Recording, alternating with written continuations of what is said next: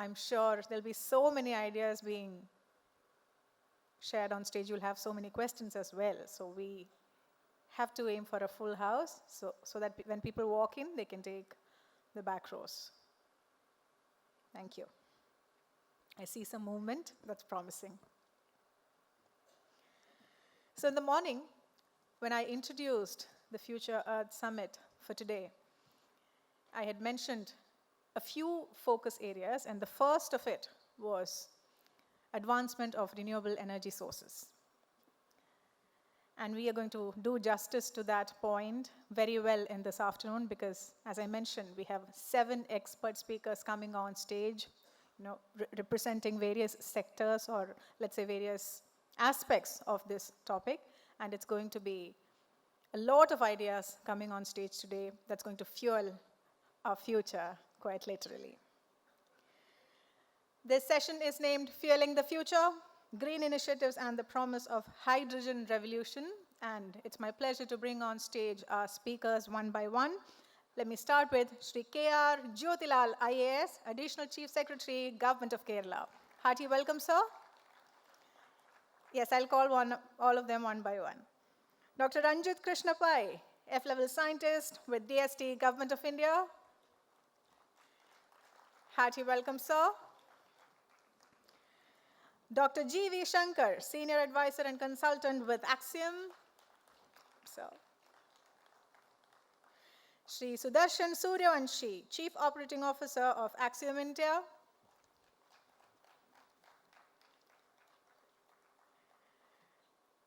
Dr. Mukul Dubey, Principal Scientist and Head of Sardar Patel Renewable Energy Institute. Welcome, sir. Mr. Deepu Surendran, Chief General Manager of Cochin Shipyard Limited. Hearty welcome, sir. Professor Mahavir Kurkure, Associate Director of Center for Research in Functional Materials with Jain University.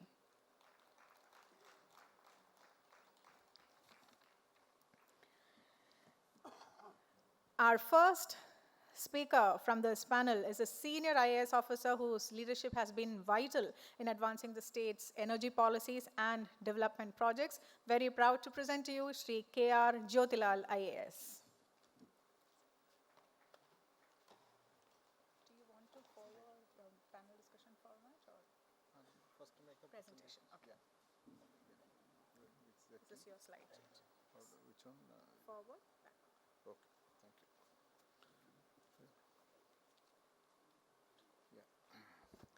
Thank you for giving an opportunity to share some of the thoughts what we are doing. Respected Mr. Pai and other Shankar and friends. Yeah, okay, thank you. Thank you, Jain University, for organizing such a wonderful event. It is said that you don't worry about the past because past is past. Don't worry about the future because future is what? Uncertain. But worry about the present. Present what you need to do because present contains both the past as well as the future. So this is where I think what we are doing at present so that our future will be great. In fact, we are living in an age where there is a lot of disruption.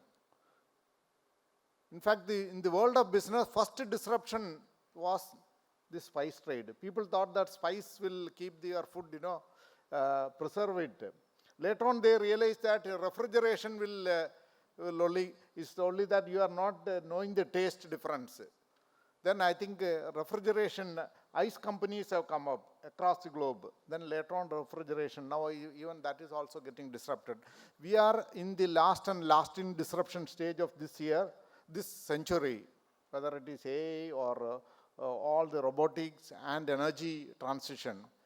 The AI as well as the data centers are going to consume power almost 10 times. So I think a lot of investment, alternate investment funds are all taking out money from SAS companies and putting in the renewable energy. Not that they like decarbonization and Kerala being the largest, probably we supplied the manpower to carbonize the world. almost 30 to 35 lakh. So we even to decarbonize the world, I am sure Kerala can. That is where the relevance of skilling and education centers and universities have got a great role to play. We can skill the manpower for the global requirement. I think global skilling center for the decarbonizing the world can be supplied by Kerala. In fact, let me tell you, IMEC is already, we are working with them. The entire globe, I think you can have a, like International Solar Alliance was looking at connecting the entire world. You can ship the sunshine. If you can put a cable across, Australia and Singapore is already working on it. Singapore and India, India to Middle East to Europe, and then US. The entire world can be powered using solar. So first let me, before starting, my obeisance to the three sages of the world, I think, which I always respect. One is, maybe we are in the Cochin. This is where Shankaracharya's place. Mass and energy are not same. This is what Einstein did a lot of research. Now we know that, you can, your entire body is electric. Even all of your cells are electric. Your body itself is the greatest, maybe hydrogen fuel cell, you can tell. That mitochondria which is generating the power. You are using biomass, carbohydrate. The entire process, we should learn from that. I think this is where when you talk about energy. Second is sage Vishwamitra, who did penance in Kerala and got the Gayatri mantra, which starts with Om Bhur Bhuva Swaha. The world is nothing but materialization, vibration and radiation. So the radiation, whether it is solar radiation or it is a material, that is whether it is molecule, whether it is hydrogen, methanol or ethanol or so ammonia or liquid hydrogen in the long run, which we use now in the rockets, or it's electrons, which like we are getting now as electricity. So all the three are nothing but you need to look at, the world is now looking at open energy integrated smart grids. The energy grids and gas grids and are nothing but it needs to be integrated. We need to look at that. So open, this is a second sage which is relevant for Kerala. And third but not the last is sage Agastya, maybe who gave the Aditya Hridayam, which says that everything comes from, we need to learn from the hydrogen becomes helium in the sun. We always talk about the fission, how the fusion reactors can be brought. Okay, thorium is one deposit, we have got the largest deposit of thorium, how best we can do it. SMR technology is now up to 50 to 100 megawatt, easily you can make in maybe 50 acres of land is enough. Now government of India is also bringing out policies so that you can have to carbon neutrality by Kerala government has announced that we would like to become carbon neutral by 2050. That means 20 years ahead of the rest of India. Though 2070 is the target which government of India has put. So I think that will be possible provided we go for all sources of energy, including nuclear. Now coming back to some of the points, I think I'm not getting into the details because most of it you'll be knowing that we have got mainly hydel projects and we roughly meet around 27 to 28% of our requirement from the hydel projects. But we have got huge potential for floating solar as well as the pumped hydro.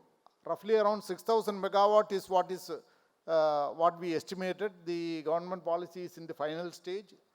Second is pumped hydro, almost 8,000 megawatt. Pumped hydro potential is available using the existing reservoirs. That is the second. Then third one was the wind. In fact, Ramakal, Med and Palghat, roughly around 15 meter height, we have got something around 2,750 megawatt. That's a potential. Now this I already covered. We want to be net zero by 2050 and 100% RE by 2040. And we want to have already a hydrogen hub for Kochi and Vidinyam DPR has been prepared by MEC Intelligence. We have done the estimation, roughly around 1.5 lakh existing domestic demand itself is there, refinery is there, already Air Products is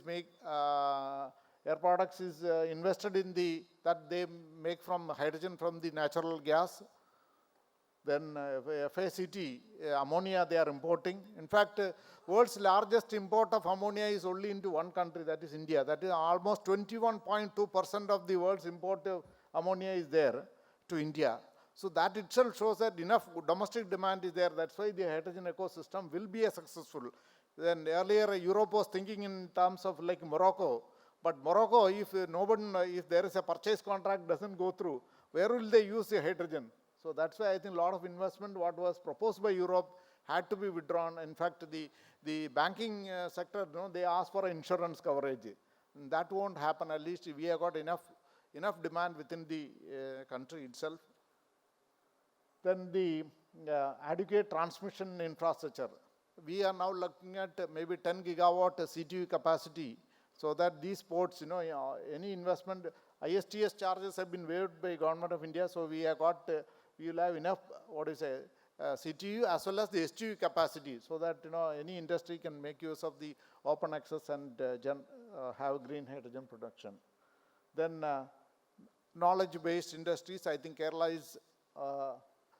is also has got that, it is a literate state. Only thing we need to higher education, probably we didn't move with the time, but now universities like Jain and Christ and Amrita, all of them are actually, two of them are from Kerala itself. So I think they are bringing that change. And ASAP and CASE by government initiatives, skilling both from the maybe ITA level upwards, skilling you need to, generally it is said that either you skill development or yes, instead of yes coming, if it comes at the end, it kills development. So we need to have that, and the Dr. Pai is here. We are working on a triple helix structure of bringing the industry, the academia, as well as the research together. Because earlier, these are all like three pillars, India, Pakistan, China. We are always fighting, or we never used to interact with each other. I think the triple helix, what we have learned is from Netherlands, how they brought beautifully the industry, academia, and research together. I think that project has been, 4 states have been selected. We are one of that. We are thankful to Government of India for making Kerala Hydrogen Valley Innovation Cluster, where I think Dr. Shankar is here. We are working on some cutting edge technologies by which we can make the hydrogen which is cheaper than probably the diesel. Already Travancore Cochin Chemicals is there. They are able to give hydrogen at 98% purity at 180 rupees. If it is below 280 rupees, means it is profitable. Only thing, the purity was one issue. For hydrogen ICE engine, which I think Reliance is already, along with Ashok Leyland, has developed, you can run a ICE engine at cheaper than a diesel. Only 10 to 12 lakhs you need a conversion. For a conversion cost for a diesel or a CNG bus to convert into hydrogen ICE will be roughly 10 to 12 lakhs. So I think that's economics is in favor. But we need to, how green hydrogen can also be less than maybe 200 rupees, that is a challenge. In fact, there are companies, in fact, we came across 1 or 2 companies which have already gone up to TRL level 6, where membraneless electrolyzers and direct splitting of water using sunlight. So those are all technology, these are areas where I think we need to work together. The R&D needs to be supported. Another important area was the storage. How do you store these hydrogen in a gas form, or you can liquefy it, or how do you reduce the cost of liquefaction or cost of storage? That is where I think Axiom has brought a technology by which you can store in the metal hydrate form. I saw one Israeli company which takes just like a coffee powder, you can store it in the coffee powder form. Canister, now Toyota is bringing that, you can, energy you can carry in the canister form, and you can, just like electric vehicle, you can just put the energy canister so that it can be charged instead of battery. So I think these are all technologies which are evolving. We are in the, in the cusp of new age which is emerging, where you are able to generate your own power. I always used to say, man can live from atmic energy to up to atomic energy. The entire spectrum we need to look at it. So I think it's slowly happening. Last time the Energy Observer of France was here. I think we were the 75th country in the world where it has touched. It has come to Kochi. They don't use any. They have gone to 75 countries, but they never used any fuel. One is solar, second is wind, third one they take the water from the sea. They purify it, desalinate it, they drink, they use for cooking everything inside the yacht. The energy observer, they are using that only. They have got only hydrogen fuel cell as well as the battery. How a mix of energy, whether it is solar, wind or hydrogen and battery, can solve all the problem. In fact, they say once you come inside the Kochi, only they say the water is very much polluted. So water is a symbol of love. I think because with our mind pollution, I think water also get polluted. Now I came across another research person who has patented a technology. Now Keralites are, we have got original, this is the age of artificial intelligence, but I think we have got original intelligence within 48 hours, any water which falls on Kerala, we make it a dirty water.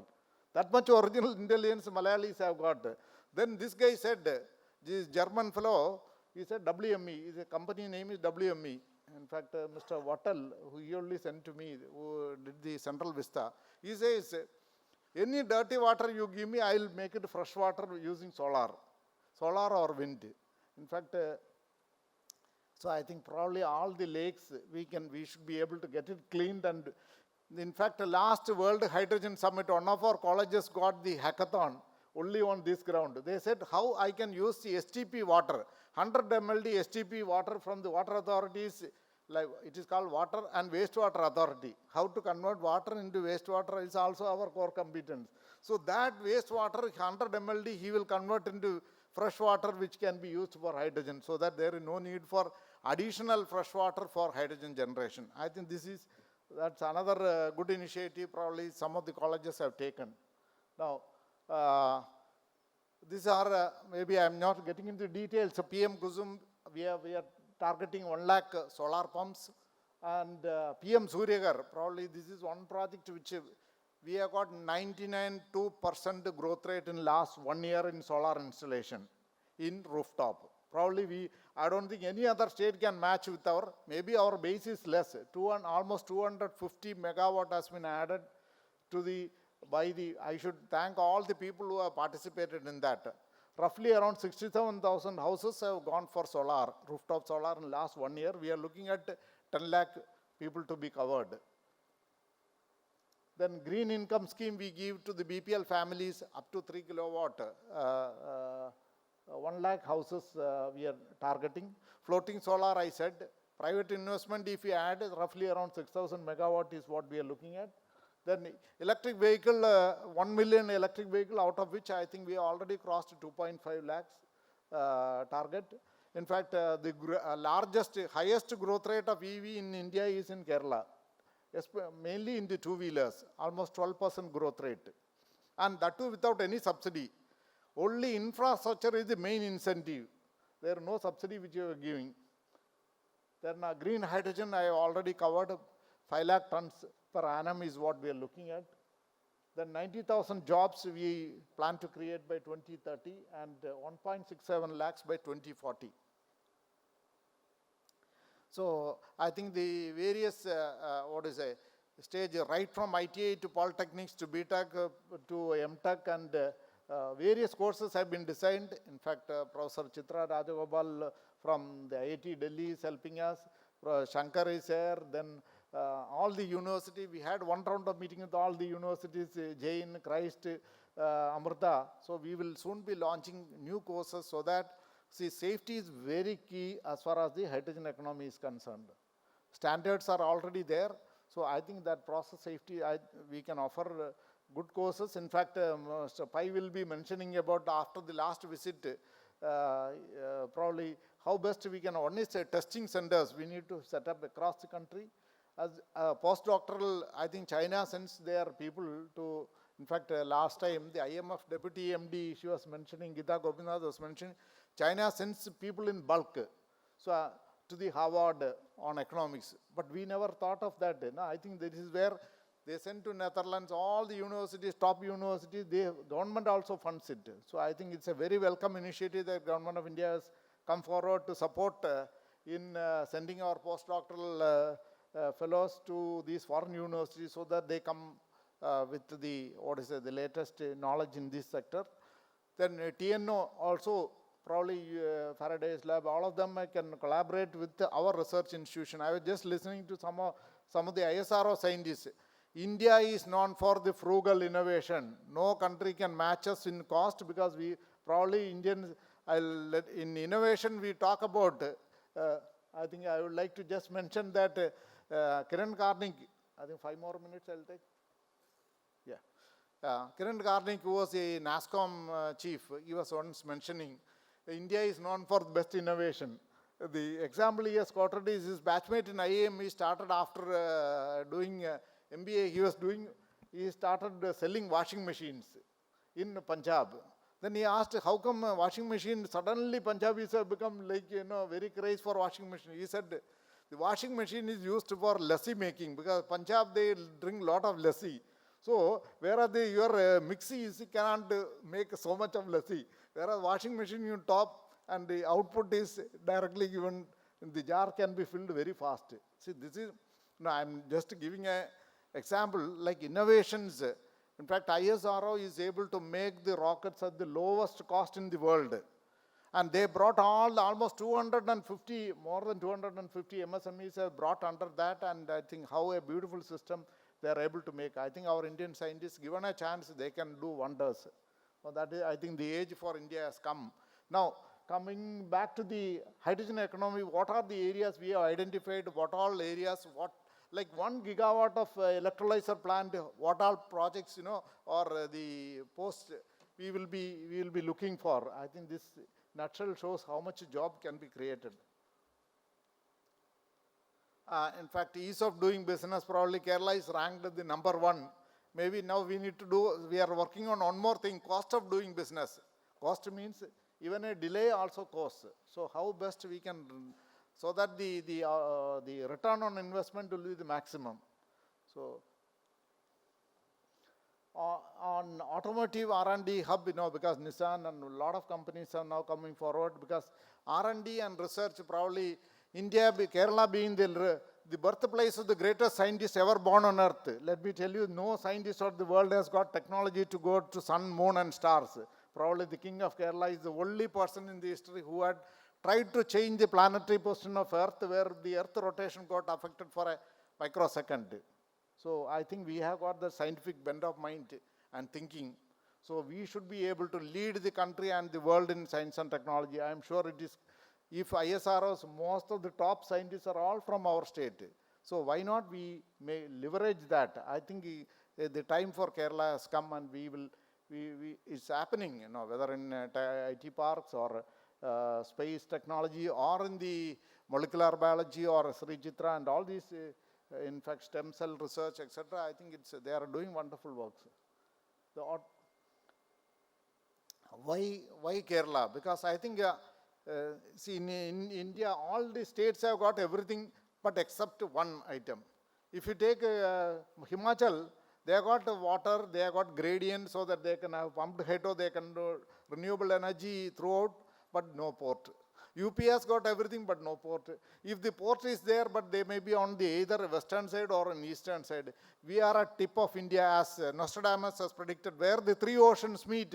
That will be the center of the world trade of 21st century. I think the time for Kerala has come, and I think we need to develop the port infrastructure so that we didn't move with the time. I think we need to go back to the future. I think the time has come, and we need whether it is the infrastructure for the storage, the transportation, whether it is bunkering, then the big ships. That is where I think shipping, I think Cochin Shipyard is also here. We should be able to, now only 2 or 3 companies are there in the world who makes the liquid hydrogen carriers, Kawasaki, McDermott and all, LH2. I think we should be able to invest in that so that maybe roughly around 2,000 to 3,000 crores minimum it may come to design a carrier ship, so that we need not depend on another country for our export requirement. We are working with Amsterdam and Rotterdam ports, which are the largest port as far as the hydrogen economy is concerned, so that we can replicate. They have got the import terminal, same thing we need to replicate here for the export infrastructure. So Kerala has got everything, renewable energy, then port, then round the clock RE potential apart from solar and wind. Yeah, I think this is what, and you have got a refinery infrastructure which is available.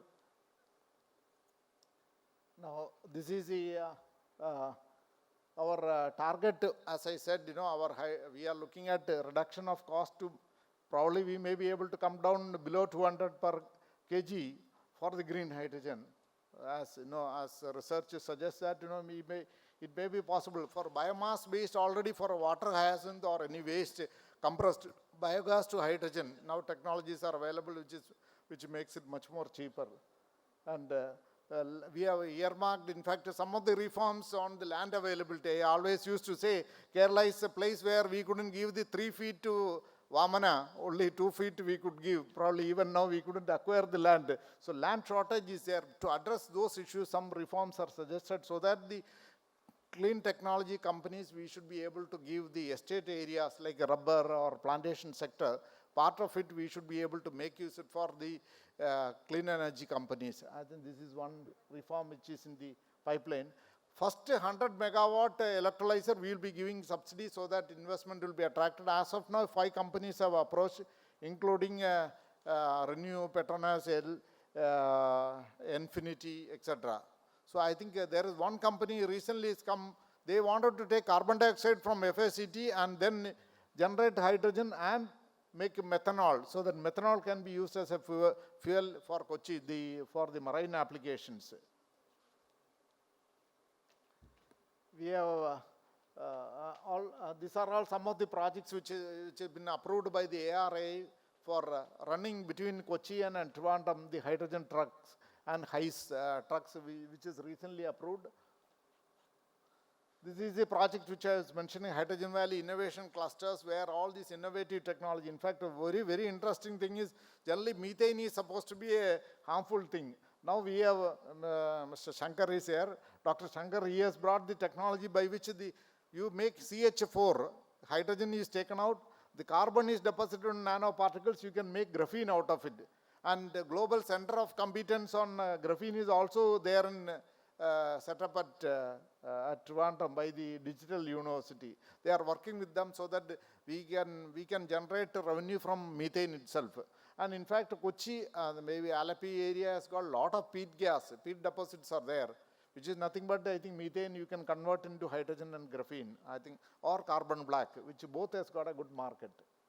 So these are, WME is one technology which I mentioned, like, how wastewater to good water. The second is one project, 2G technology, where any gas, like a gas grid and energy grid, and you have got a city gas distribution, most of the places which are coming, gas you can convert into power, gas to, or hydrogen, or any compressed biogas or CNG you can convert into power. That's a cleaner. Then another one was the organic hydrogen from water hyacinth. Water hyacinth is something which I think all these water bodies are having. That I think the hydrogen will be less than 100 rupees. So these are some of the projects which are working. Then the R&D, Center of Excellence. This is another project which are working. In fact, the Government of India, MNRE has called for expression of interest. This, I think all of you know, the Water Metro, I think probably India's first hydrogen boat, Cochin Shipyard only built it using indigenously built KPIT's fuel cell. So that is also best example of indigenization. And now they are even supplying to Samskip, which is a leading logistics company in Netherlands. And Cochin International Airport is the world's first solar airport. Now the excess solar, they are converting the wastewater from the Cochin airport, that they purify it, and it's 100% recycling. They are converting using the excess solar to hydrogen. By March of this month, I think the fueling station by BPCL will be ready. In fact, one more thing we are looking, because Kerala we don't have road width is much less because our mine width is also slightly less. So we cannot acquire so much of land. Vertical mobility, how best people can take off from maybe a family of 4 or 6 can take off. The next global hydrogen summit we are having in Kochi. So that time they will be bringing the Blue Aviation. They have made an electric VTOL. You can take off from your own house and land in any place where it's a vertical landing and takeoff aircrafts. So that's ideal. It's like a flying taxi. So we are trying to put liquid hydrogen into that so that you can have a long range. So I was talking to ISRO chairman. I said that you are talking about the moon and other planets where maybe 35 light years away you can reach another planet where we can live. I said by 35 years we may not be even alive. but let us run something on earth where, where we can show. So a liquid hydrogen truck, and with one filling it can go up to 1,500 kilometers. So that means Kochi it starts, it can go up to Mumbai. So I think you don't need so many fueling stations. Same thing for the eVTOL. Probably we will be demonstrating in the Global Hydrogen Summit on March 12th and 13th here in Kochi. In fact, this is a part of the DPR which we did for the hydrogen hub, and the level of, maybe I am not getting into details due to paucity of time. These are the sectors where we can use hydrogen, and where is the, what level is technology is available at TRL level 6 or 5 or 8 or 9. So, and I think this is probably we are one of the first states in the country to do an in-depth study about, which are routes where you can deploy the buses, and what is the economics of it, then the industries and level of complexity. Because unless you aggregate the demand, you will not be, you can't, this is a long gestation project. There's an early mover disadvantage as far as technology disruption is happening or technology is evolving. So I think we need to bring everybody together. So this in nutshell is what we got to talk about, the hydrogen economy, which Kerala is working on it. Let us all work together, both on the skilling side, R&D side, and the industry side. And government will be a facilitator instead of what is a, so our vision of a developed India and developed Kerala will become, and the day whoever controls the fuel controls the world. And they, in India, whether to reduce import substitution or our making our currency strong, we need to make them energy independence to energy independence. I think hydrogen is the answer, along with other maybe battery and other technologies which are like LTO, lithium ion, etc., which we are already working on it. So thank you for giving an opportunity to share some of the thoughts. Thank you. Yes, sir. It was very nice talk. Thanks for that beautiful talk. Just one question from my side. See, the national target for net carbon zero is 2070, but you said Kerala will be net zero by 2050. So 20 years ahead of national target. So how are you going to achieve it, sir? And fact, one question you can add on to your Kerala answer. Is, first, let me tell you, Kerala is one state where greenery is highest. Carbon sink is almost 30% of the area is under forest, and it so happened that I am forest secretary, additional chief secretary for forest also. So then we don't have polluting industry, and we also don't allow any polluting industry. That is Kerala's mentality is also like that. People will not allow any polluting industry. The major emission was coming from the transport sector. Now metro is there, water metro is there, all of them, the airports, they are all going green. Transportation sector, electric mobility, I said, 1 million EVs, and only sector which we found difficulty was the, long haul trucks, buses. Now we are trying both LTO battery for a fast charging, so that it becomes economically viable. Anything will be adopted unless you need to make that breakthrough so that it's affordable for everyone. So I think that is where the role of all of us, we have to work together to make sure that economics works in favor. Automatically people will adopt. As I said, electric two-wheelers, we don't give any subsidy. I said people have adopted because it is cheaper and is economically viable for them. So I think this is and we have made a roadmap for what each department has to do, each Gram Panchayat. Actually, every individual has to work together.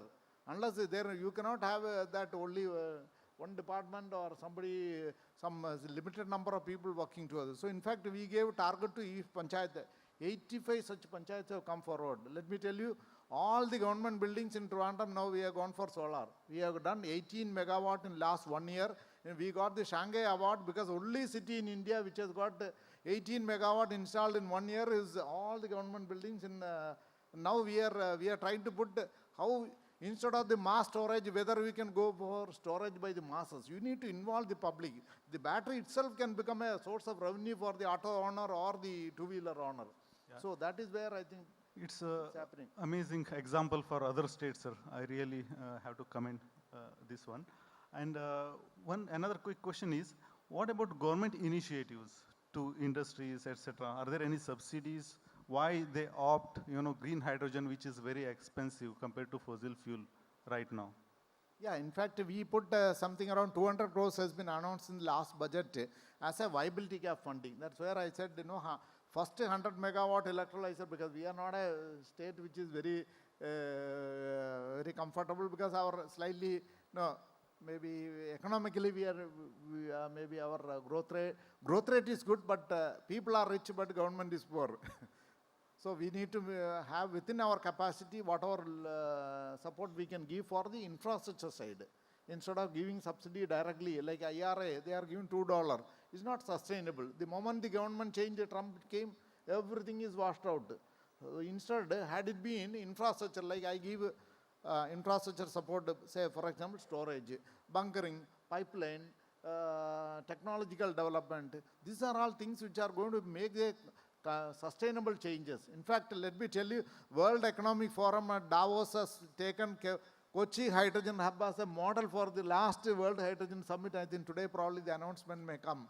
World Economic Forum itself has accepted that this is within the means how people should come together and make disruptive technologies, only technology and infrastructure support. And That's amazing achievement, sir. So just let you all know that 2050 is the target for net zero for most of the developed countries. So it's really amazing news to know. So are there any questions from other panelists to Jyothilal sir? Or maybe from audience?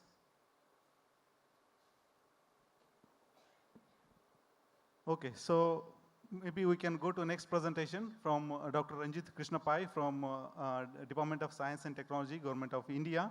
And I can request other panel members to maybe sit to see the slides.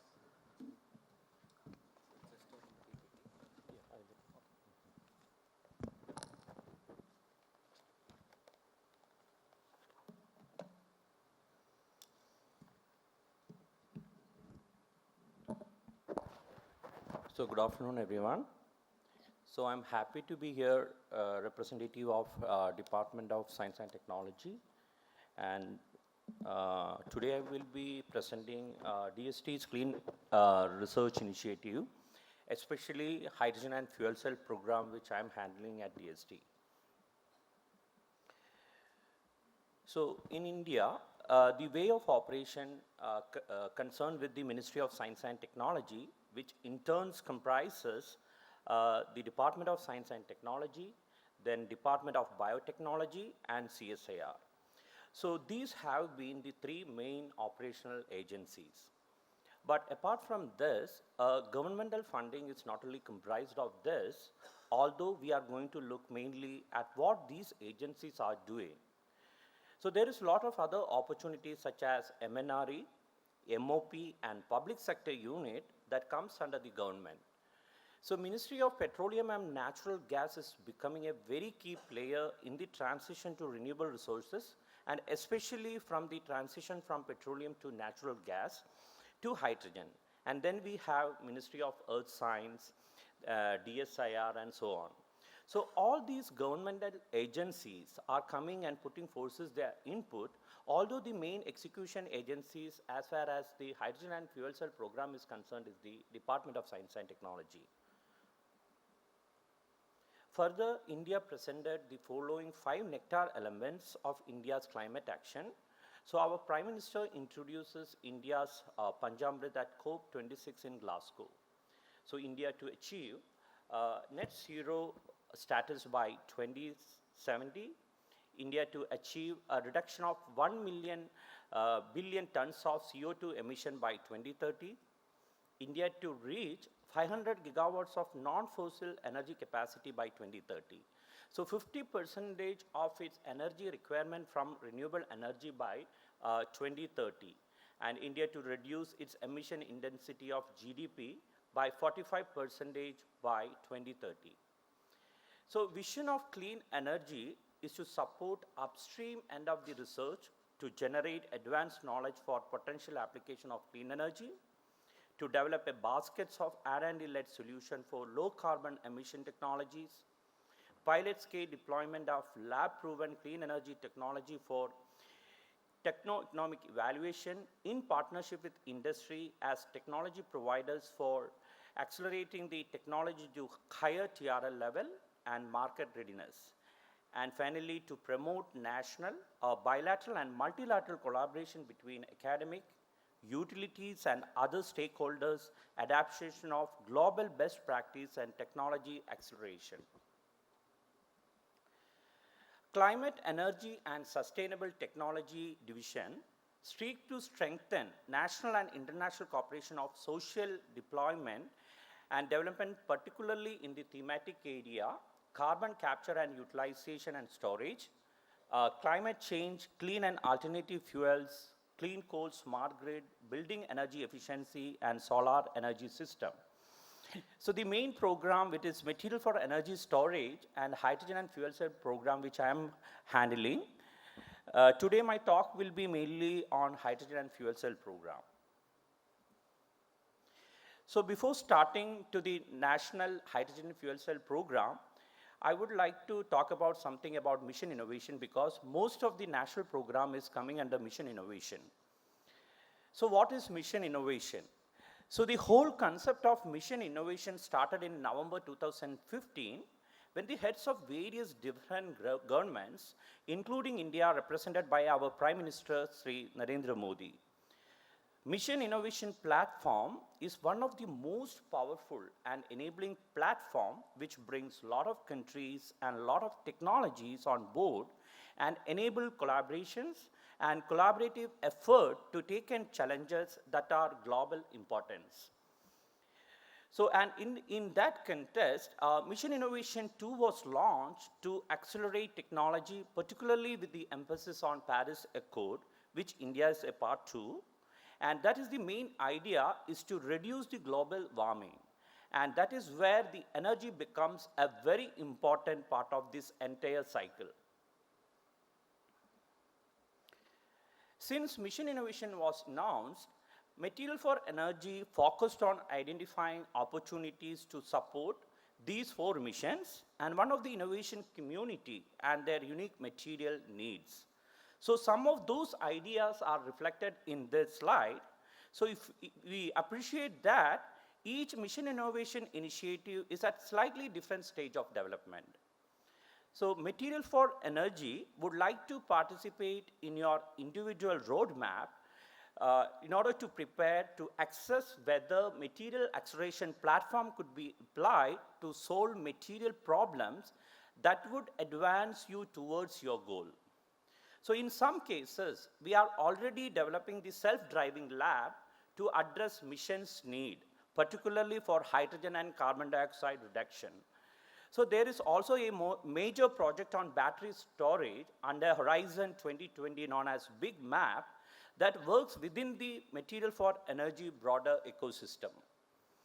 So one of our earliest intervention was on thermal energy storage material, and we would certainly be interested in deploying the workforce developed with the affordable heating and cooling of building innovation community in this phase of mission innovation. So in order to get an idea of how material acceleration platform could work for developing electrocatalyst for the clean hydrogen mission, let us consider the electrocatalyst system under development by the National Research Council of Canada. Here we could see that the schematic shows the closed-looped catalyst synthesis and characterization to achieve oxygen reduction using a low-cost metal oxide material. Artificial intelligence will be used to accelerate the electrochemical characterization, but also plan the next experiment from the available elements or candidate material space. So this system can be directly applied to hydrogen production, and there are plans to integrate this in the future DST programs. So hopefully it will support under the clean hydrogen mission.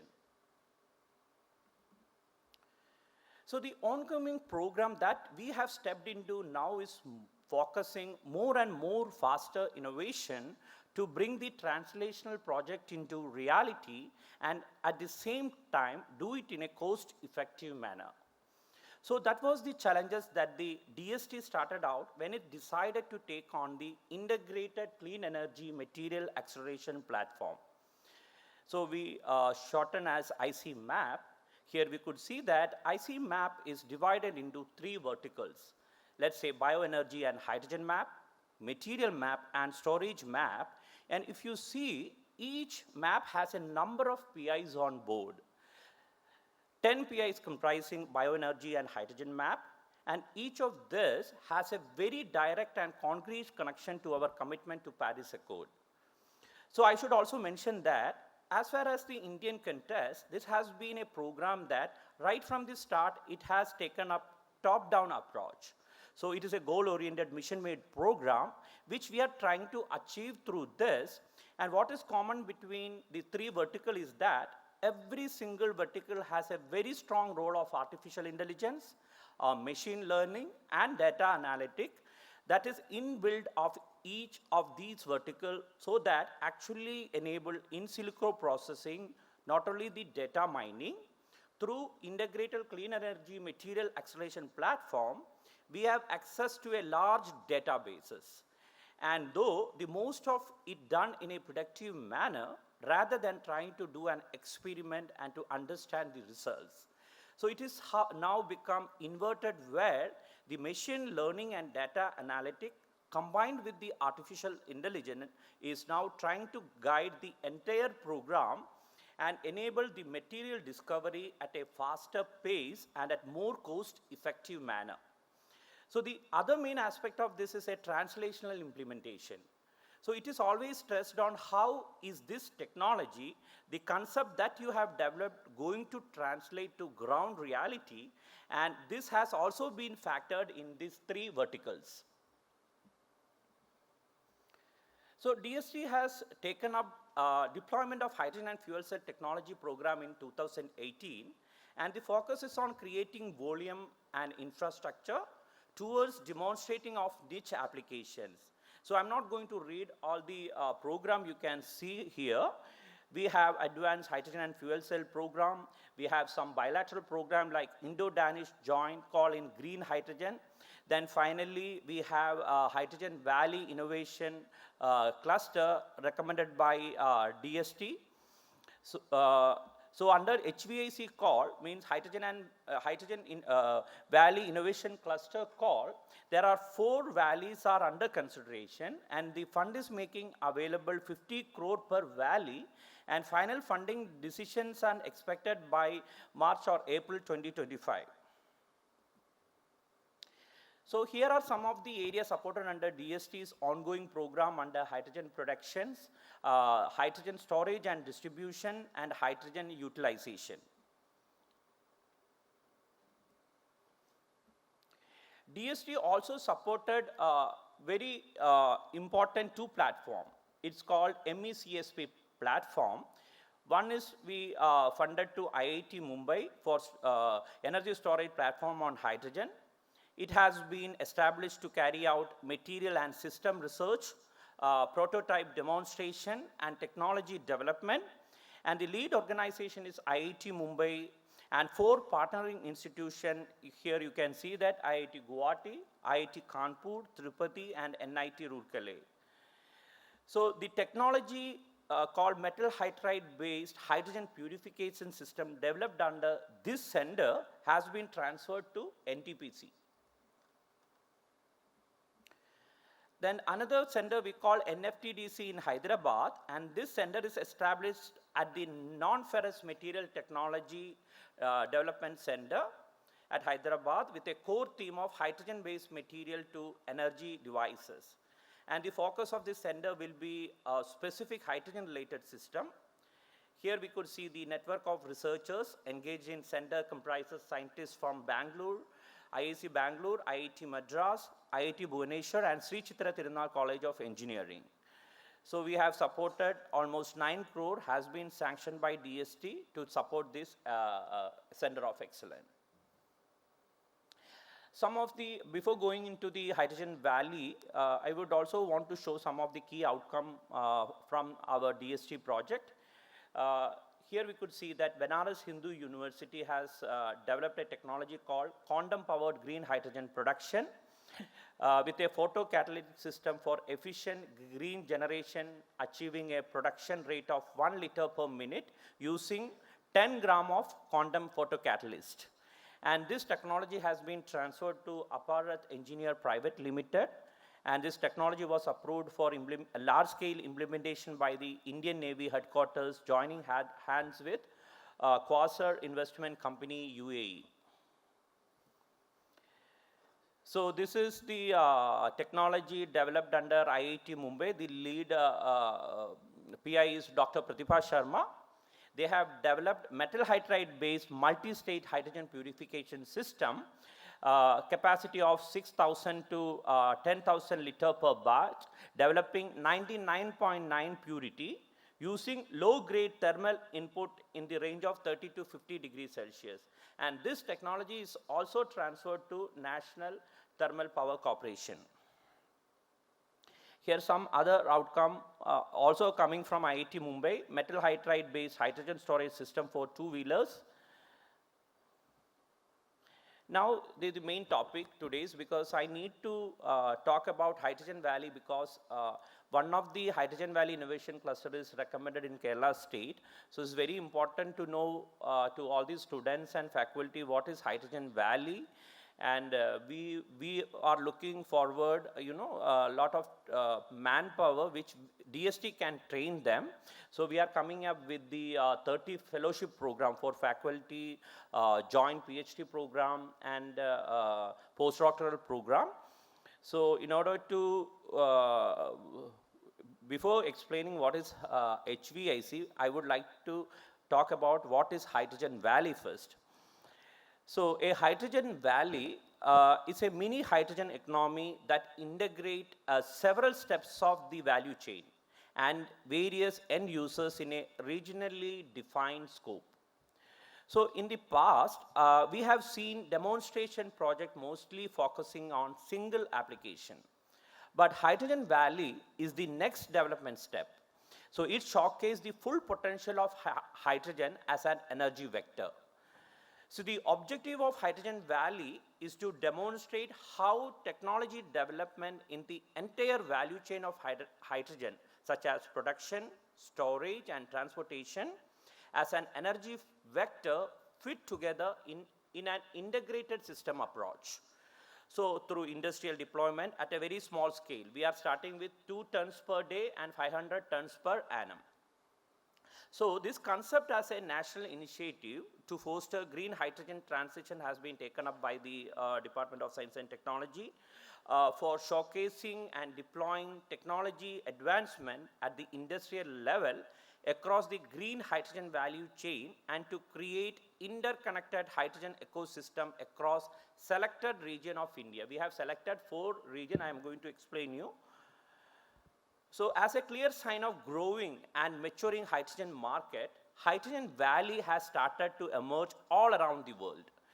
So this slide shows the global Hydrogen Valley activities and example project from the Mission Innovation Hydrogen Valley platform. Here we could see that a total of 98 Hydrogen Valley in 36 countries with a total investment of 1,73,429 million euro. Now India is also coming up with the 4 valleys that will be added up.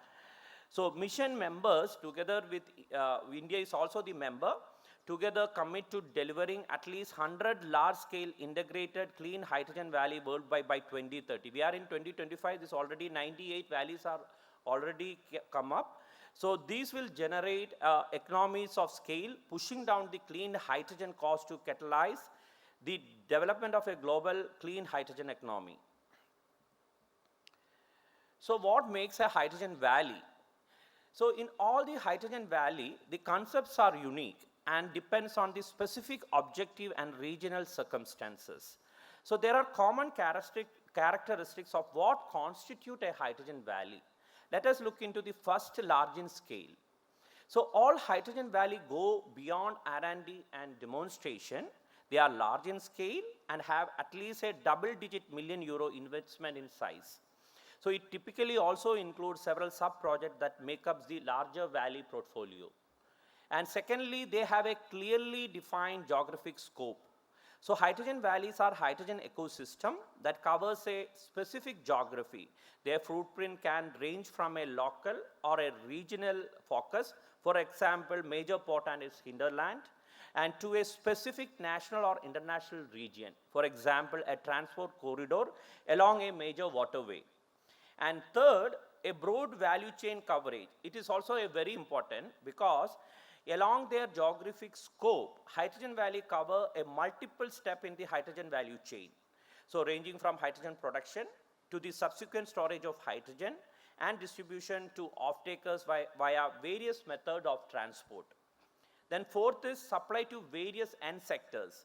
So hydrogen valley usually showcases the versatility of hydrogen by supplying ideally several sectors in their geography such as mobility, industry, and energy end users. So thus, hydrogen valley are ecosystem or a cluster where various final applications share a common hydrogen supply infrastructure. So therefore, creating a synergy and more economic setup for the participants. Finally, the project feasibility. So project have to be under real development and at least working on a feasibility study. So Hydrogen Valley focuses on green hydrogen for various end users in mobility, industry, and end sectors. Here we could see that upstream refers to an annual green hydrogen production of 8.5 million metric ton. This is the global status I'm talking about. And the main type of water electrolysis technology used here is PEM and alkaline. So midstream is the transportation of storage of hydrogen. Storage method mainly compressed gas, hydrogen, cylinders, caverns, and others, and transportation via pipeline, truck, and ship. Then downstream pay attention to industrial off-takers for mobility and users and energy end users.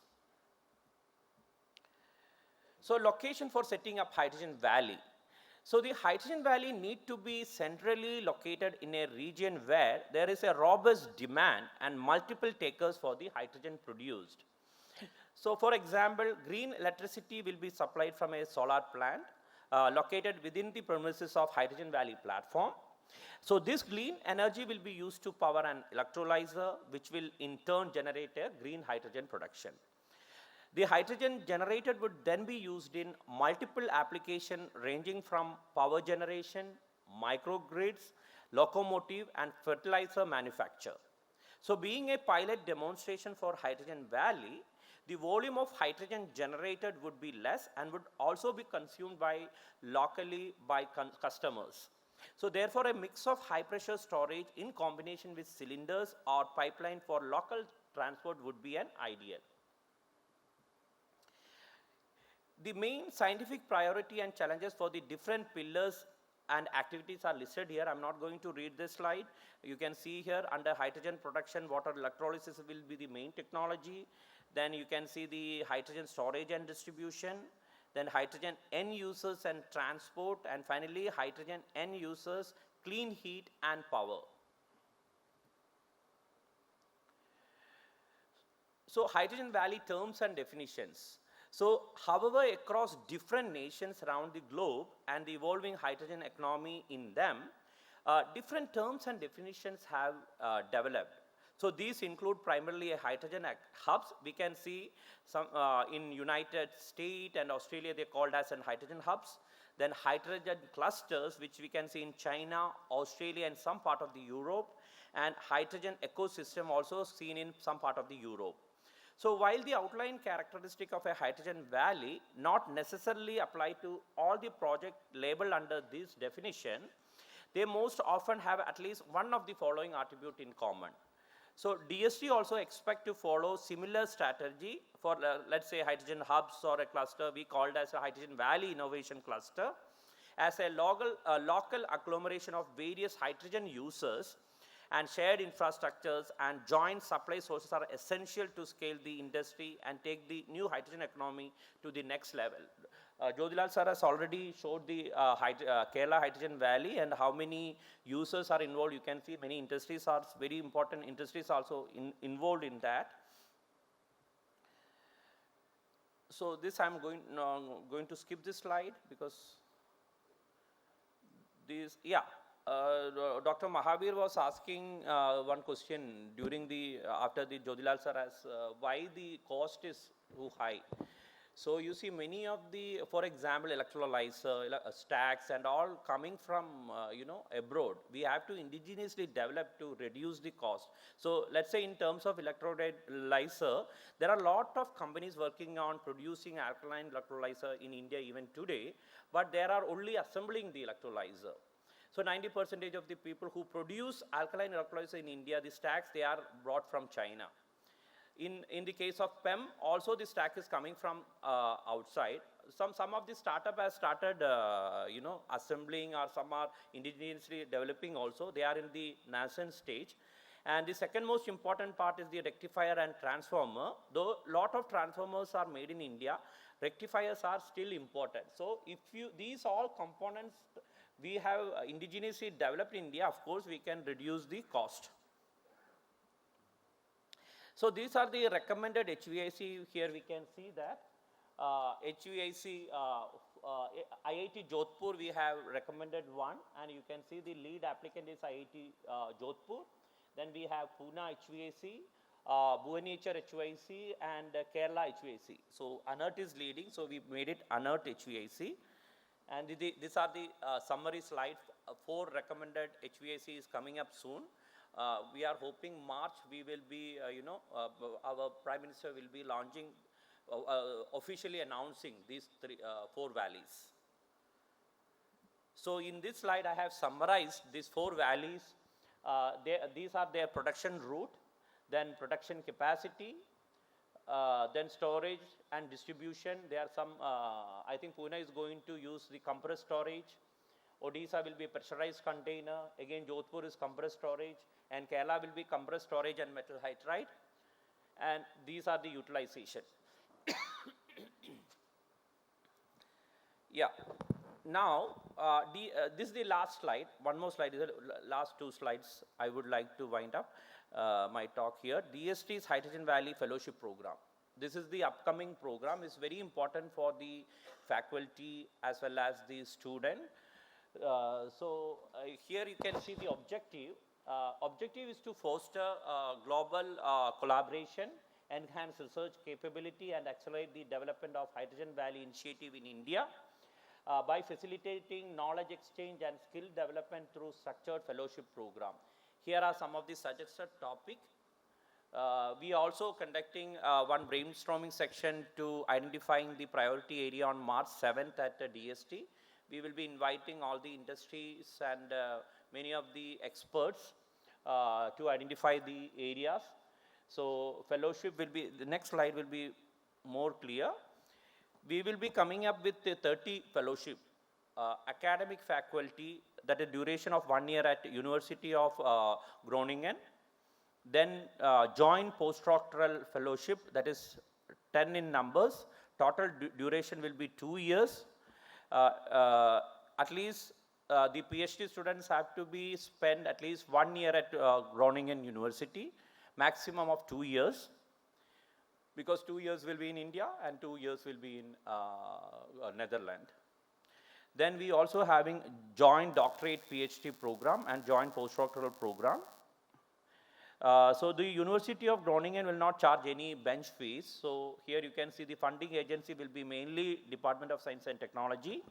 And top-up funding for joint postdoctoral and joint doctorate fellowship, DST will provide top-up funding during the stage at Groningen. For example, if you don't understand what is that, you see the PhD student who is already getting a fellowship from CSIR or from the project. But apart from this, if you visit that 2 years, you will get additional top-up money. For example, University of Groningen has committed to give 500 euro, and DST will be giving 1,000 euro. So total 15 euro will be given per month, and you don't have to give any fees over there. Yeah, at present, the Department of Science and Technology is working on reducing the gap between academic research and market demand, which is a major challenge that needs to be overcome. So a project that involves the contribution of academy and companies may be encouraged and made mandatory in the near future. So this would enable development of innovative and path-breaking technology, and in the longer run, and enable our country to license technology and become a knowledge hub. And further, PhD scholars and students may be directed to carry out internship. We are already having such program called IRDFE Fellowship with companies for a short period, so that they would be much more aware of the requisite for large-scale production. And the companies might also want to be hire a potential candidate based on their performance. Right now, we are giving almost 75,000 plus laptop and in IRDFE Fellowship. Once they finish the 1 year of postdoctoral fellowship trained at industry, the industry will hire them. So our country has a vast talent pool and very capable research group. So now the DST can take effort to identifying a potential research group working on the same hydrogen system and initiate a joint project and startup to achieve this specific target. And thank you for your kind attention. Yeah. Yeah, it was a nice talk and very informative, Dr. Ranjit. One or two quick questions to Ranjit. So you said HVIC, Hydrogen Valley Innovation Clusters. What was the criteria to get these HVICs? So whether state government's involvement was mandatory? No, it was not mandatory for involving the state government, but there was several factors that was mandatory. For example, production capacity. So they should produce the hydrogen minimum of 2 tons per annum, per day, and 500 tons per annum. And most of the technology, because for example, alkaline, or we have to use the cheapest route, because that is how we have to reduce, for example, biomass route. So if you use such type of technology, so cost is very important. You have to produce the hydrogen which is reasonable rate compared with the other source. By renewable it should, so we did not put any cost there, but you have to use at least the technology which you can produce hydrogen in a reasonable cost. Okay. But also there was mandatory for the industry to participate, and industry contribution was compulsory. Yeah. So these are the criteria. Yeah, we got it. And what is the frequency of deployment of these HVICs in the country? Is it annually? Next call. Yeah. You see, after this commissioning, now you see, DST actually want to take up the complete, but you see, National Green Hydrogen Mission was launched by MNRE. Now, we all are government. We cannot tell you are DST, you are MNRE. So government, our PMO told that we have to bring under HVAC under, National Green Hydrogen Mission. So now, MNRE's plan was to launch call for hub. Now, we have internally had a lot of discussion. Now, we are not going to have hub soon. This 4 HVAC, which DST has selected, will be the pilot, small scale. They will see that 2 years. We are going to fund, previously it was 5 years. Now we have reduced to 2 years. Now this is a pilot project actually. This is in a pilot scale, it will run. Then we will see how success is this. But definitely we will have a plan to launch after 2 years only. Okay, thank you. Congratulations to the state of Kerala for getting HVIC. May I request all the panel members to come on stage?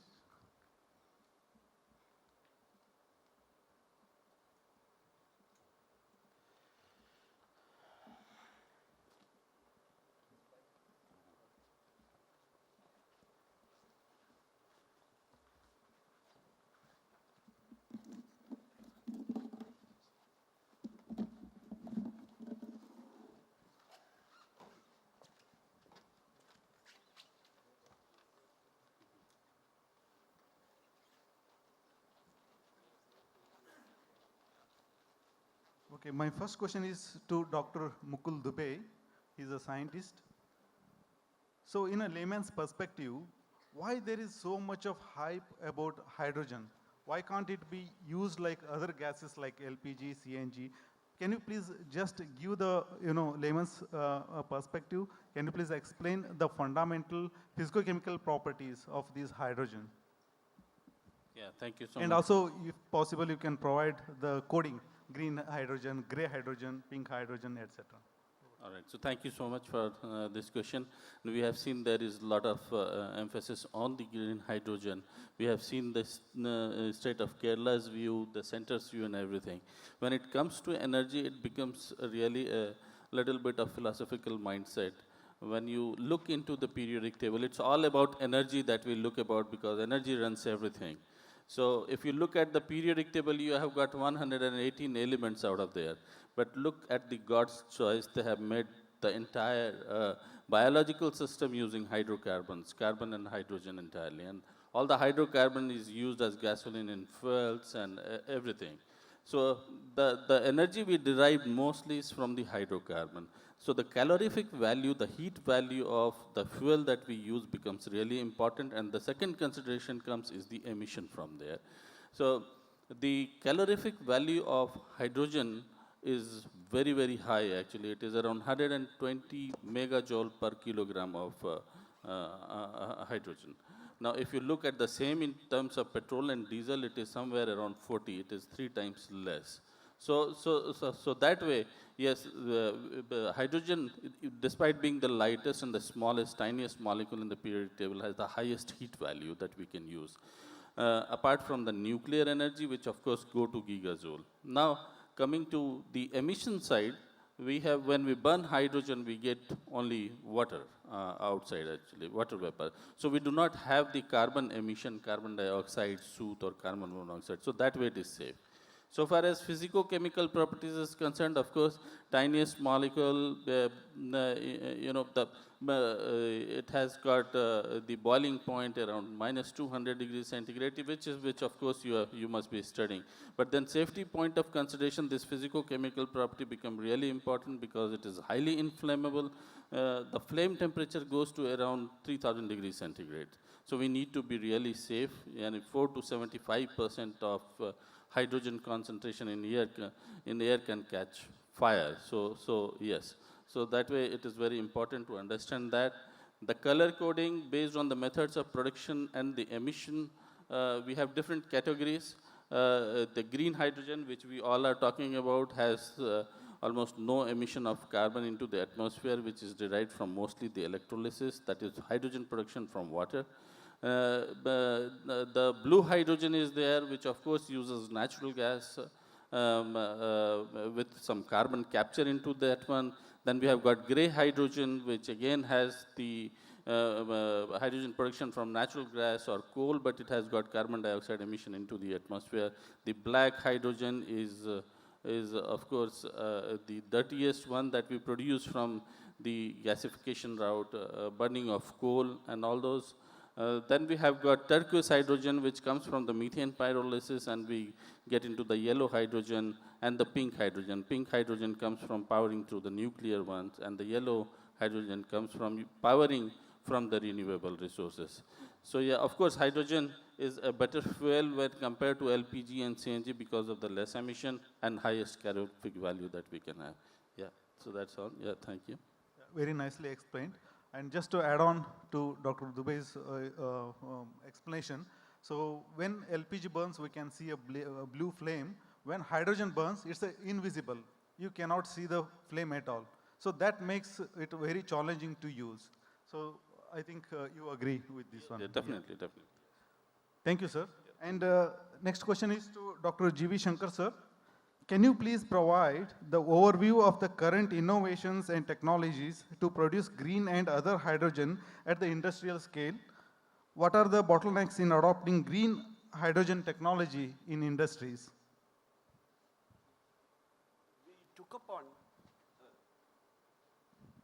We took upon a challenge when we got this opportunity. And I was given a very clear direction that we should go and approach this from an angle of production of hydrogen at an economical price, that we should address the issue of storage. We should also try to see if we can develop a base for power production and also see if we could divert, if we could divert a portion of the hydrogen towards dispensation. That's a very tall order. At the same time, the first thing we had to do was we had to fix the capacity. And we looked around, shopped for the right technology. And we got what we call as the Gulu technology out of Canada. And since it's a demo project, we decided to size the plant for 1,250 kg per day. And then to address the issue of storage, we went into metal hydride, which was the safest way to handle because it was not going to be under pressure. And the catalyst was so inherently attached to the molecules of hydrogen that it would absorb within its sphere in the porosity of the material chosen, in this case the metal hydride, and would be released on a thermal exposure on a need basis.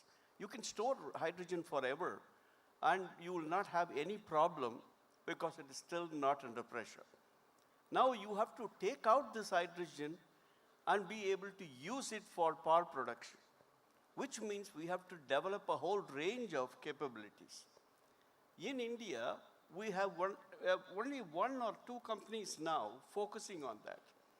And then we have the need for developing a stack, like was explained by Dr. Pai. The stack development is not an easy one, and today we have stacks that can be from an AEM base or from a PEM base. We found a very interesting Indian company, a multinational chemical-based company that had decided to get into making its own PEM membrane, and I took the initiative to, every time I would tell you, I had the pleasure of dealing with Dr. Jyothilal. You must remember he is an IITian. I'm from IIT Chennai and a chemical engineer. We could discuss many things, but fruitful advice from a technocrat and an administrator of eminence in this country, you will be surprised. You can get fundamental knowledge and try to see if such a knowledge can be implemented. And that's exactly what we did. We found this company with a PEM membrane and willing to make sure that such a membrane will be available for a potential stack in the future. That brought us into the capability matrix. But who is the Indian company who would absorb such a technology? We had the fortune, not very far from here, in the city of Tiruchirappalli, a company called the High Energy Batteries. High Energy Battery was exposed to the highest level of development in technology through its connectivity with the Ministry of Defense and worked for DRDO. And they did some excellent product development in the past. And they were in need of such a technology for high altitude situations. A perfect match, and we said, let's concentrate on the PEM membranes. And as that grew, we were able to get to a point, we had all of the parameters under control, but putting the stack together is one thing, producing power from that stack is another challenge. That's when we had to deal with the company from Switzerland. And this company decided to move its offices to the IIT campus in Chennai. And that became a boon for us because all control automation aspects that's required in this complex environment of being able to produce power we could do. And in their process, we were able to exploit the next phase, that is the power generation. But we were also given the requirement that 625 kg would go towards dispensation for fuel in an environment where presently cylinders loaded with hydrogen are used in the transportation sector in metro hydro or hydro metro. Now, we are going to replace that hopefully with support from the people from the shipyard who have built these ships in the past, but then they had to use hydrogen under compression. So there is a need for compressing hydrogen post-generation of power. A separate volume of hydrogen is being taken and compressed. So if you look at it, all these 4 individual unit operations, as would be described by a typical chemical handbook like the Maccabe and Smith or something, would explain each one of them as a unit operation. How can India maintain this as a new technology and be able to give it to the rest of the world? That was the type of vision that Dr. Jyothilal exposed me to. He said we should make the best and be able to actually sell this to other countries. That's when we started integrating each one of those control automation. Each one has got its own loop. And then you control all of them with a single control system using the latest of the control mechanisms. And that's brought the total thing into a technology component. So if you see the graduation, we were addressing production of ethanol, but that also has a challenge. Can we have enough biomass in India? And that was handled totally through another very good plan, because Dr. Jyothilal was also head of the forestry department. He said, why don't you work with them also, GV? And that's how that started. Today we are addressing energy crops that will be the feedstock production. That's a different project altogether. But unless we address in Kerala the issue of availability of this trend of thinking in energy, and that energy crops are made available, that was another opening for me. Now we have started to work with the forestry department. Now you look at the background of Axiom. Today we are a technology integrator in India, but originally we were only a company in the exploration area. But using AI, we developed predictive models to be able to use satellite imaging, to be able to develop the type of AI algorithms that will give the precise location for a critical mineral or an oil and gas. We applied it to agriculture. 14 parameters like moisture, the presence of fertilizer, the nutrients required, carbon in soil, all these were taken together, and with an AI predictive model, we have got that, and we are working with the forestry with a long-term approach. That's the type of fundamental knowledge base that you acquire with somebody like Dr. Jyothilal and the team we have. The team consists of our Chief Operating Officer, who is from the agricultural field, that's Sudarshan, and then of course Dr. Mukul Dubey with extensive experience in the US, and today we are helping even the company from Switzerland to establish the correct parameters. So this is the short and long of what we would call as a technology integration. And the latest we have gotten into, and we are going to attempt at the first project of DST for its 100 megawatt in Kerala, is the electrolyzer itself. If I can make the stack in India, and I have the necessary membrane, why can't I also make the electrolyzer? That unit will also come up in Kerala. With the full support and blessings, I am sure that we will be able to achieve this. So the integration of technology is a challenge only for people who don't have the vision. If you have the vision and you are supported by academia, the industry and the academia and the researchers can work together to make sure that we are the world leaders in this province, in this state. I use the word province because I come from Canada, and please pardon me for that. But on the other hand, vision is the real need, and the mission can be achieved by people like DST and others helping us and supporting. Thank you very much, and leave it to you. Yeah, thank you, Shankar sir. Considering all existing current technologies, what do you think is the cheapest way of producing hydrogen? Is it SMR or water electrolyzer? You see, the cheapest would be ultimately a technology that I think you, Mukul alluded to that, splitting water. But how economical would it be until that happens? Because by splitting using the energy that's needed, and if you can do that economically, you can even address India's national needs of water. Electrolyzer is a big challenge. Why? Because of the fact that as electrolyzers come up, water is going to be consumed. You can desalinate, but the cost of hydrogen is going to go up. And cost of hydrogen is to be maintained. So a combination of technologies is going to be the only way we can solve the issue. Yes. Just to add to what Shankar sir said, to get 1 kg of hydrogen, we need 10 kg of pure water, distilled water. Is that correct, Dubey sir? Yes. Would you like to add to this one? Definitely. 1 kg of hydrogen, 10 kg of water. The water that you require has to be a deionized water. So consider the cost of the water that you put inside. So considering all the technology, the technology mapping that we have carried out, the biomass seems to be the most viable at this stage, of course.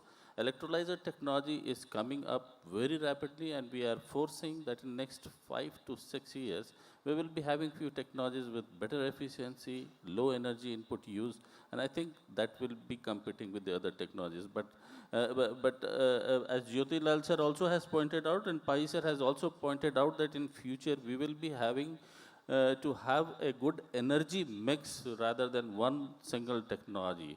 Be it on the hydrogen side, wind side, solar side, we'll have to mix all of them together to get what we get actually. Yeah, thank you, sir. Shankar sir? I have one thing to add, because we are in an educational institution, and Dr. Jyothilal referred to how researchers should work with students and as well with the industry. I've heard about a very interesting a statement that was told by a very, very elderly sage who I believe in, and I don't want to mention names, but I can tell you this is what he said. He who knows not and knows not that he knows not is a fool. Shun him. He who knows not and knows that he knows not is ignorant. Teach him. He who knows and knows not that he knows is asleep. Awaken him. He who knows and knows that he knows is wise. Follow him. There are a lot of such people in Kerala. We have to just follow the right steps. Thank you. Thank you, sir. Thank you for the great insight. My next question is to Mr. Deepu Surendran. The marine industry forms the backbone of global commerce and is a vital sector. At the same time, the marine sector is also a significant contributor to greenhouse gas emissions. Can you give an overview of the green initiatives in the marine sector globally and also in India? Good afternoon to all. As I said, the marine industry is the backbone of global trading.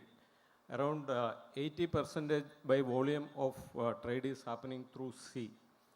And most of the ships which are trading internationally are using heavy fuel oil as the fuel for its power generation. And this is a major contributor for greenhouse gas emission. And if you see, 3% of global GHG emission is from international shipping, maritime sector. And this has to be reduced. If international shipping were considered as a country, it would be 6th position as the GHG emitter. And that is a major contributor. And International Maritime Organization has come up with the initial strategy for GHG emission in 2018. As per that strategy, by 2050, 50% of greenhouse gas emissions from international shipping has to be reduced compared to 2008. But in 2023 July, this target was revised, and an ambitious target of was introduced in 2023.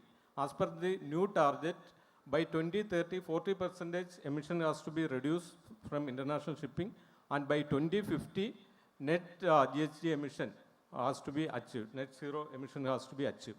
This is a very challenging target, and the only thing is to use zero carbon fuel for ships so that the GHG emission can be reduced. There are various regulations globally, like EDI, that is Energy Efficiency Design Index, Carbon Intensity Index, and things like that was emerged because these are all classifying the ships whether it is energy efficient, what is the pollution it is produced. And there is another, European Union has come up with EU ETS, that is emission trading scheme. That is basically it is the world's first and largest GHG trading scheme that was introduced to industries and power sector. Now from 2024 January onwards, it is applicable for marine transport also for GHG emission. And EU fuel, that is that is introduced by European Union, that is applicable from 2025 January. That is basically it is applicable for ships calling on to European port for reducing GHG emissions. These are the various technologies or regulations internationally, and technologies like usage of zero carbon fuels like hydrogen, ammonia, or biofuel, and for short haul transport, electrification, and if we are using low carbon fuels, then carbon capture and storage on board the ship. These are the technologies which are developing, and these are adopted by various ship owners, and it is in the international shipping, it is rapidly changing, that usage of different fuels. It is a mix of different fuels. They are not concentrating on a single, nobody knows which fuel will be, but ultimately it will be the hydrogen or its derivatives. And coming to India, India is having a vast coastal line of around 7,500 kilometers, and natural waterways, navigable natural waterways of around 14,000 kilometers, and around 12,000 vessels, registered vessels are operating in these waterways. But there are more than that unregistered vessels also operating. And all these vessels are using fossil fuels, and in India, if you see the domestic maritime emission is more. That also the coastal and inland waterways transportation is growing fast now, and it is very important that that emission has to be reduced. And the government of India has taken various steps, and various programs were announced. One of the main program is Green GTTP, Green Tug Transition Program. That is mainly applicable for tugs operating in ports. That is for the major ports in India. Presently around 100 tugs are operating in various ports, but all these ships are now tugs are using fossil fuels. And by introducing this GTTP program, it will be a phased manner. Initially, it will be with battery hybrid operated vessels. Then finally, it will be operating with alternate fuels like hydrogen, ammonia, or methanol. And the target is by 2047, all the tugs operating in major ports shall be with 100% green fuels. Another program is Harit Nauka program. That is a green transition program for vessels operating in inland waterways and some coastal routes. This program is basically for smaller ships operating in waterways, and the target is by 2047, all the vessels operating in the inland Indian waters shall be with green fuels. And another program is Harit Sagar program, that is for greening the port infrastructure by adopting green technologies and alternate renewable energies for the port operations. This is another program. And government has, Ministry of Port, Shipping and Waterways has also introduced subsidy program for shipbuilding. 30% subsidy for green ships which are using alternate fuels like hydrogen, ammonia, or methanol for the power generation of that ship. Then 30% funding will be given by ministry. And there is a National Center of Excellence for Green Ports and Shipping was also established by the Ministry of Port, Shipping and Waterways, and 4 organizations under this ministry, including Cochin Shipyard, is funding for that, and that center is in Terry, Gurugram campus, and Terry is running that National Center of Excellence. Yeah. Of lately, I read a news about Cochin Shipyard launching, hydrogen-fed ferries. So is it the first case in India or elsewhere it's happening? Yes, regarding this hydrogen fuel cell ferry, this is the first of its kind in India. And the most beautiful part is the complete technology is indigenous. 100% technology is indigenous. And the vessel was completely designed, developed and constructed by Cochin Shipyard. The fuel cell part, it is an indigenous fuel cell developed by KPIT. It is the basic technologies from CSIR lab. And Indian Register of Shipping is the certification authority. We all partnered together, and that vessel was completed its trials in Kochi. Now it is deployed in Varanasi. Thank you, sir. So next question is to Mr. Surendran Suryawanshi. Would you buy green hydrogen at the current rate, say 600 to 800 rupees per kg? What do you expect from the government? There are many expectations from the government, and there are many expectations being offered also. Like Secretary Sir in his presentation and Dr. Ranjit Pai in his presentation gave idea about Hydrogen Valley and how government is taking various initiatives. And as Secretary Sir mentioned, we are really at the cusp of the energy transition. And even with the partnership which can be forged, and that has to become stronger among the industry, among the research organizations, academia and government. I would like to add to it as a CSR component. And for the research on the energy transition, or particularly for the green hydrogen, the industry should come forward to offer their CSR programs in this domain so that the speed can be achieved. Because I feel the speed at which we are moving at this energy transition is still very slow. And the 600 or 700 rupees per kilo of hydrogen is costly. And particularly where you make its use, whether you are using it in the industrial application or whether you are using for the automobile sector. For automobile sector, it may even work out break even, because as Dr. Dubey mentioned, because of the very high calorific value of hydrogen, you can still bring the cost equivalent to the EV or the diesel or petrol. So we are there.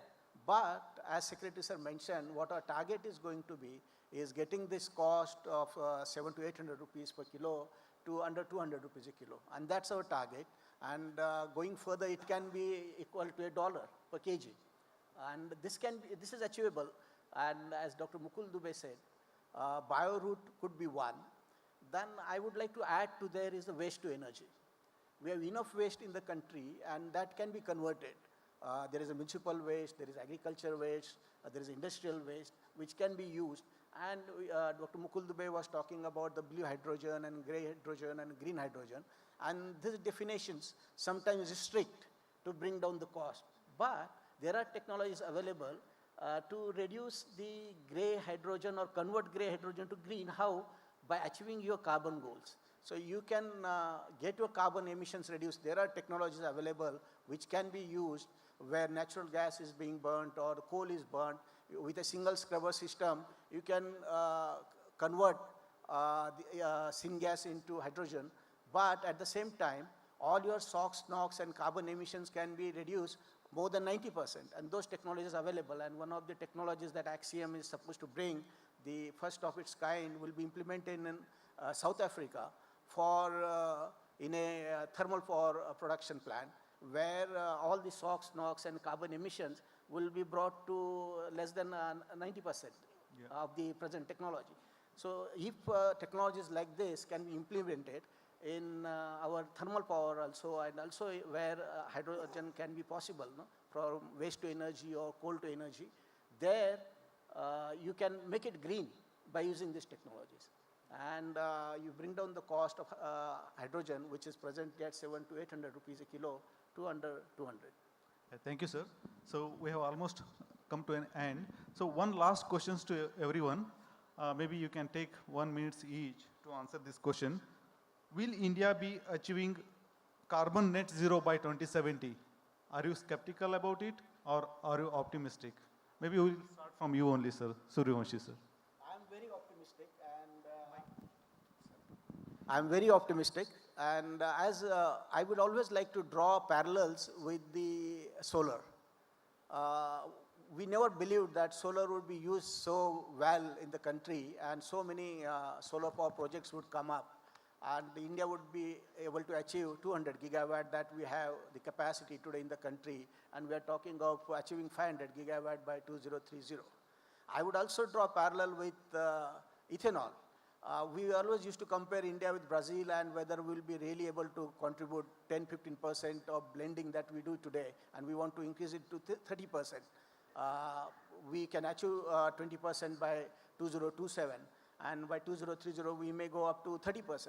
And that kind of ethanol plants are coming up in the country. And so these two sectors make me feel very optimistic that India can achieve 2070 carbon neutrality. Yeah, thank you, sir. Nice to know about it. Dr. Shankar, sir? I always go by a sense of what I call as cautious optimism. It all depends upon the leaders in the country, and we have got a good leader who is actually supporting innovation and such of those initiatives that are required. Like there is a combination of new technologies. The geothermal, what are we talking about? That can reduce. And one of the things that Secretary said was on the data centers that's going to come up. In fact, on the data centers, Ranjit also had mentioned about it. The data centers are going to consume some huge amount of power. But don't you see that the objectives that India is achieving in the energy sector of this 500 gigawatt, we are already crossed 290. That's a positive indication. If you exercise cautious optimism, we are still not there. We have to be there, and that's where the thing comes. We have got so much of thorium here, and who said thorium can't be used as a via media to be able to transport the geothermal to the top? But then you're getting into fission, and the problem in India is that we have administrative issues. It will not be allowed because the nuclear industry will come in.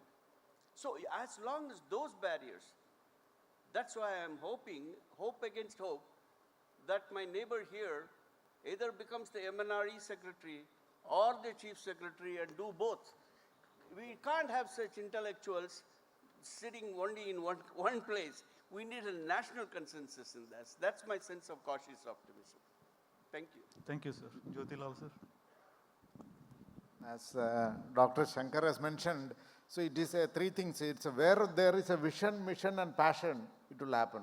So 500 gigawatt when the government of India has announced, nobody thought that it is going to achieve. Like when we said 1 million EV, everybody laughed at, but it's happening. People are adopting it.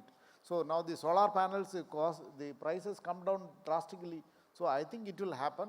But only thing, as he said, continuity, vision, mission and passion, it will happen. And now this is only one of the areas. Like solar is one, offshore wind we never tapped. Now only we are thinking about it. You are telling about the SMRs and closed loop reactors. Another one is we have never, tidal we have never explored. See, tidal is round the clock. You are getting Vast seashore, yes. vast potential. And as I said, energy and matter are not different. And biomass, he was telling about biomass to energy. It's one of the cheapest form. I think we need to look at an integrated way. Yes, sir. Thank you. Dr. Ranjit?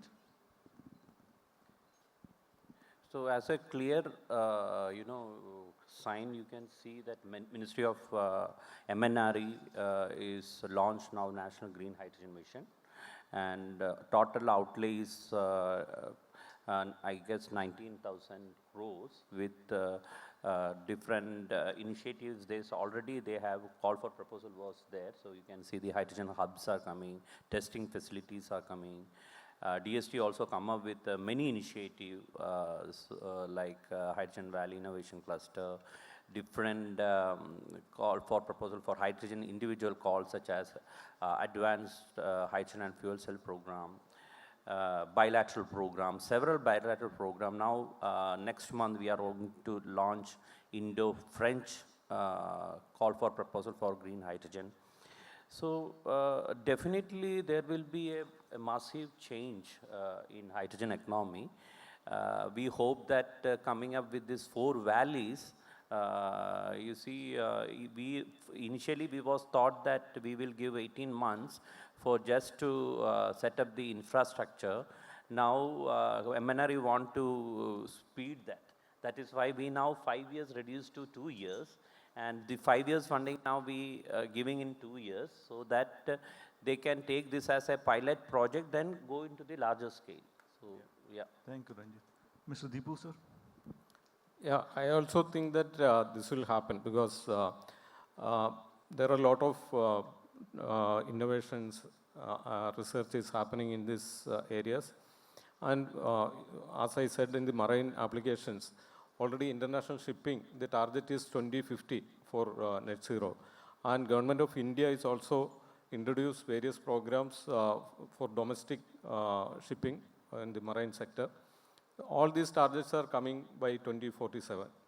And with these policies, initiatives, and technology developments, I hope this will happen. Yeah, thank you, sir. Dubey ji.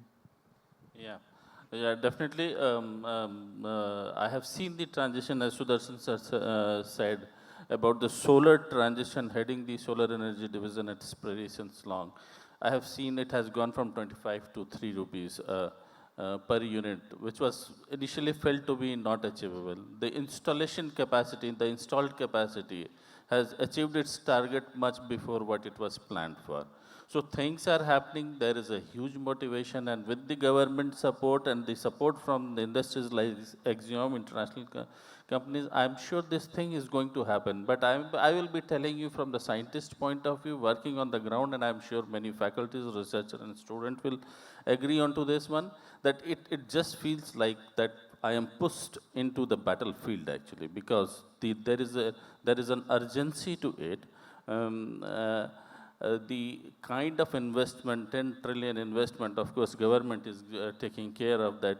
The kind of technologies, industries are taking care of it, but ultimately on ground, we have to work on it, work on war footing.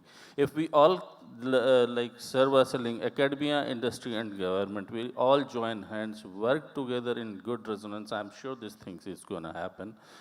Thank you so much. Yeah. Yeah, all are optimistic about carbon net zero by 2070. Let us hope for it.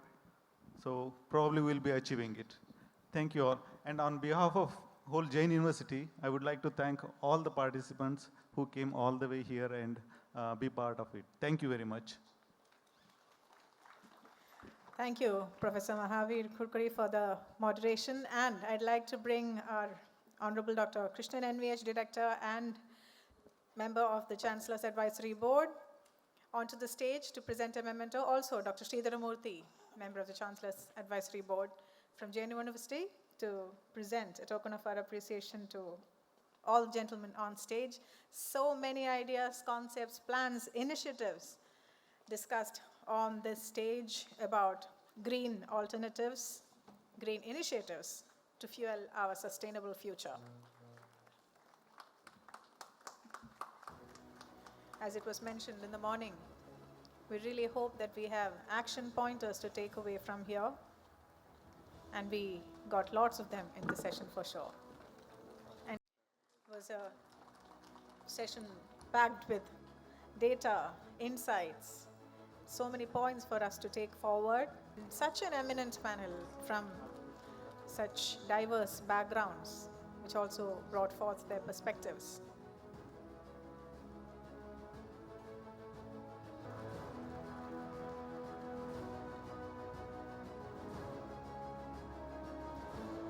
And finally, to our moderator. Yes.